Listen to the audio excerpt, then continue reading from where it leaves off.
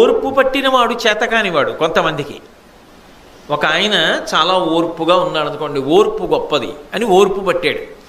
ఇంకొక ఆయన అంటాడు ఆయన చేతకానివాడండి, అందుకని ఆయన ఏమీ చేయలేడు ప్రతీకారం, అందుకని అలా ఊరుకున్నాడు. ఆయన ఏం ప్రతీకారం చేయడం చేతకానివాడు కాడు, ఆయన గొప్పతనం ఆయన ఓర్పులో ఉంది.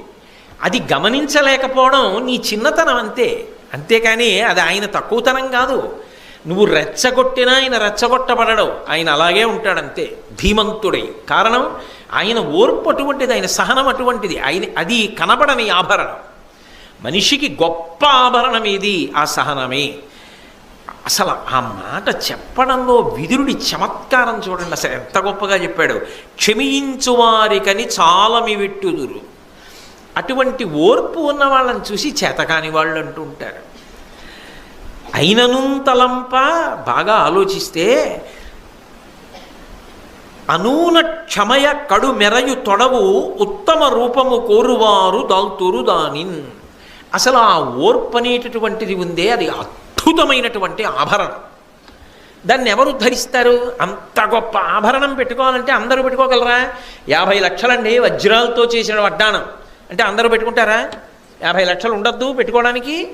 అలాగే కొంతమంది దాన్ని చేతకానితనమన్నా ఆ ఉత్తమమైన ఆభరణాన్ని ఎవరు పెట్టుకోగలరు అంటే ఉత్తమ రూపము కోరువారు దాల్తురు దానిన్. ఉత్తమ రూపం కావాలి, ఉత్తముడుగా నిలబడాలనుకున్నవాడు అది పెట్టుకుంటాడు, వాడు ఉత్తముడు లోకంలో. ఎంత గొప్ప మాటలండి అవి. విదురుడు ఒక్కసారి కనపడితే ఆయన కాళ్ళ మీద పడిపోయి ఆయన పాదములకు ఉన్న ధూళి తల మీద వేసుకోవాలనిపిస్తుంది. మహానుభావుడు ఎంత గొప్ప మాటలు చెప్పాడు. అసలు నిజంగా చెప్పాలి అంటే ఈ ఓర్పు ఎందే లోకమంతా ఉంది. ఎవరో తెలిసి తెలియని వాడు ఓర్పు తప్పి ఇష్టం వచ్చినట్టు ప్రవర్తించవచ్చు, దానివల్ల వాడు నాశనం అవుతాడంతే. కానీ గొప్ప శక్తివంతుడు, ధర్మాత్ముడు, తపశ్శక్తి కలిగిన వాడు ఓర్పుని కోల్పోయాడు అనుకోండి, లోకములే దెబ్బతింటాయి ఆయన ఓర్పు పోతే. అందుకే ఆ ఓర్పు పోకూడదు, ఓర్పుని నిలబెట్టుకోవాలి. శ్రీరామాయణంలో ఒక అద్భుతమైనటువంటి గాథ. బాలకాండలో కుశనాభుడు అనబడేటటువంటి మహారాజు గారికి ఘృతాచి ఎందు 100 కన్యలు పుట్టారు. వాళ్ళు 100 మెరుపు తీగలలా అందగత్తెలు. వాళ్ళు ఒకరోజు సాయంకాలం ఉద్యానవనంలో తిరుగుతూ ఏదో వీణలు మీటుతూ పాటలు పాడుకుంటూ నృత్యాలు చేస్తూ సంతోషంగా గడుపుతున్నారు. వాయుదేవుడు చూశాడు వాళ్ళని, చూసి అన్నాడు, మీరు మానవకాంతలు కాబట్టి కాలమునందు మీ యొక్క అందము శిథిలమైపోతుంది, వృద్ధాప్యం వచ్చేస్తుంది, సంధిబంధములు సడలిపోతాయి. మేము దేవతలం, మీరందరూ నాకు భార్యలు అయిపోతే మీ అందరికీ కూడా యవ్వనము శాశ్వతముగా ఉండేటట్టు నేను చేస్తాను. దేవతలు కూడా ఒక్కొక్కసారి మాటపడి కూడా అవతల వాళ్ళకి కీర్తి తెస్తారు గుణము యొక్క గొప్పతనాన్ని చెప్పడానికి. అప్పుడు వాళ్ళు అన్నారు, అసలు నువ్వు మమ్మల్ని ఇలా అడగచ్చా? ఒకవేళ నిజంగా మా 100 మందిని నువ్వు భార్యల్ని చేసుకుందాం అనుకున్నావు అనుకో, నువ్వు చాలా గొప్పవాడివి, నమస్తే వాయు త్వమేవ ప్రత్యక్షం బ్రహ్మాసి, చాలా గొప్పవాడివి. కానీ మమ్మల్ని అడగకూడదు. ఎవరిని అడగాలి? ఒక పిల్లని పెళ్లి చేసుకోవాలంటే పిల్లని కాదు అడగవలసింది, పిల్ల తండ్రిని అడగాలి. పితాహి ప్రభురస్మాకం దైవతం పరమం హి సహ యస్యనో దాస్యతి పితా సనో భర్త భవిష్యతి అన్నారు. తండ్రి మాత్రమే అంగీకరించి పిల్లని ఒకడికి భార్యగా ఇవ్వాలి తప్ప పిల్ల తనంత తానుగా తన భర్తని వెతుక్కుని ఇతన్ని నేను పెళ్లి చేసుకుంటాను, మీ మాట నేను వినను, ఇది నా వ్యక్తిగత విషయం అనేటటువంటి మాట ఈ దేశమునందు ఎప్పుడూ ఏ ఆడపిల్ల పలికే రోజు రాకుండుగాక అని వాళ్ళు అన్నారు. పితాహి ప్రభురస్మాకం దైవతం పరమం హి సహ యస్యనో దాస్యతి పితా సనో భర్త భవిష్యతి. భవిష్యత్తునందు కూడా ఏ ఆడపిల్ల తన పెళ్లిని తాను నిర్ణయించుకోవడంలో స్వేచ్ఛని తీసుకొనకుండుగాక అన్నారు. ఆయన కోపం వచ్చింది, మీ అందరి శరీరములు గూనివైపోవుగాక అని లోపల వంకర టింకరగా తిరిగాడు. ఎందుకంటే అశరీర శరీరేషు వాయు చరతిపాలయన్ అంటారు ఉత్తరాఖండలో వాల్మీకి మహర్షి.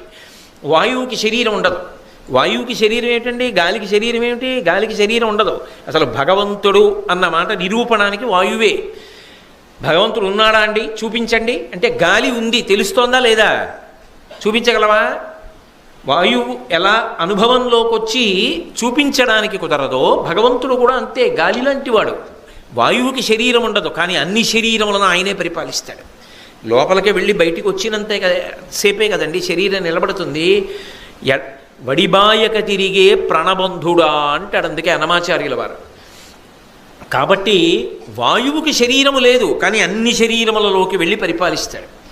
అటువంటి వాయువు నాన్నగారు మా లోపల వంకర టింకరగా తిరిగాడు, దానితో గూని ఏర్పడింది, మేము నడవలేక నిలబడిపోయామన్నారు ఆ పిల్లలు.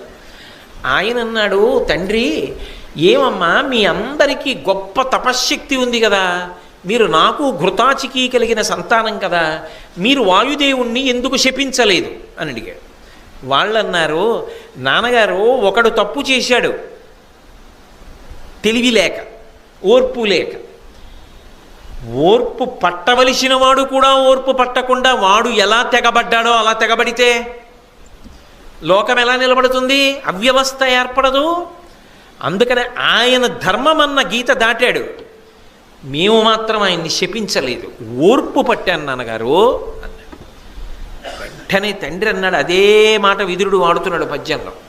రామాయణంలో ఆ కుశనాభుడు పిల్లలతో మాట్లాడుతూ అన్నాడు, అలంకారోహి నారీణాం క్షమాతు పురుషశ్చవా అన్నాడు. అమ్మా అలంకారోహి నారీణాం, సాధారణంగా స్త్రీలు కదా అలంకారం చేసుకుంటారంటే పురుషులు చేసుకోరని మీరు అనుకోకండి, పురుషులకు కూడా అలంకారం ఉంది. కాబట్టి అలంకారోహి నారీణాం, స్త్రీలకి గొప్ప అలంకారం ఏమిటో తెలుసా? కేవలముగా క్షమ, ఓర్పుయే.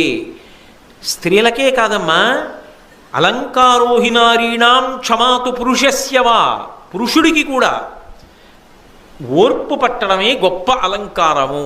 ఆ ఓర్పు పట్టలేకపోతే అసలు ఈ లోకము లేదు. మీరు చూడండి, అసలు నిజంగా ఇది ఎక్కడ చెప్తారో తెలుసా? పురుషుడి యొక్క శాంతి, పురుషుడి యొక్క జీవితం, కుటుంబాల యొక్క అనుబంధం, ఇవన్నీ ఎక్కడ ఉంటాయి అంటే ప్రధానంగా స్త్రీ వైపు నుంచి ఉంటాయి. అందుకే అలంకారోహి నారీణాం అని అట్నుంచి మొదలెట్టాడు కుశనాభుడు. సన్నికళ్ళు తొక్కించారంటారు పెళ్లిలో.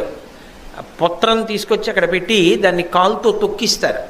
ఎందుకు తొక్కిస్తారు అంటే ఈ పొత్రం ఎలా భరించిందో తొక్కినా అమ్మా నువ్వు కొంత ఓర్పు అలవాటు చేసుకో. కొత్త ఇంటికి కదా వెళ్ళింది, మాట తీరు వేరుగా ఉంటుంది.